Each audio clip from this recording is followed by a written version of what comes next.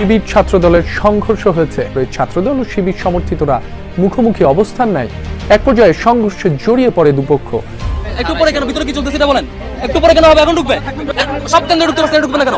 আসসালামু আলাইকুম প্রিয় দর্শক, আপনাদের মাঝে খুবই একটি গুরুত্বপূর্ণ ভিডিও এক্সপ্লেন করব, তাই সকল দর্শককে অনুরোধ থাকবে এই ভিডিওটি দেখার জন্য। দর্শক আমরা কথা বলবো না, মূল ভিডিওটি আপনাদের সামনে এক্সপ্লেন করব, তাই সকলকে অনুরোধ থাকবে ভিডিও দেখার জন্য।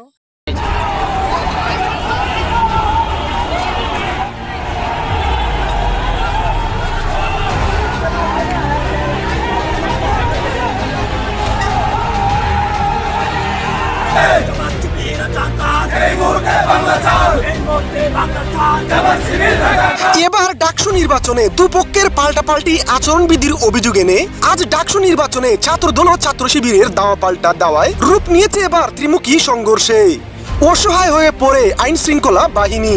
দুপক্ষের ত্রিমুখী সংঘর্ষে সাদিক কাইম সহ আহত প্রায় অর্ধশতাধিক। ডাকসু নির্বাচনের আগে ছাত্রদলের বিরুদ্ধে আচরণবিধি লঙ্ঘনের অভিযোগ দিয়ে আসছিল ছাত্র শিবির।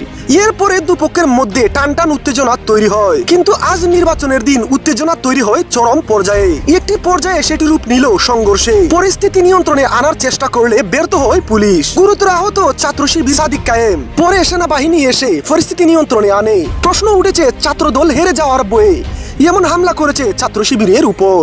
আমাদের সাথে বর্তমানে পুলিশের র্যাবের সদস্যরাও যোগ দিয়েছেন এবং আমরা তাদের সাথে নেতাদের সাথে কথা বলতেছি, তাদের গ্রুপ লিডারদের সাথে কথা বলতেছি। একটু পরে কেন ভিতরে কি চলছে সেটা বলেন। একটু পরে কেন হবে, এখন ঢুকবে সব কেন্দ্রে ঢুকতে পারছে, ঢুকবে না কেন?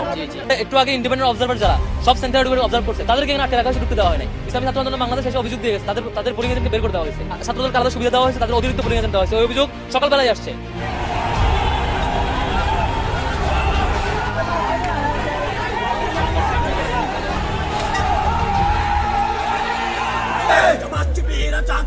এই মুহূর্তে বাংলা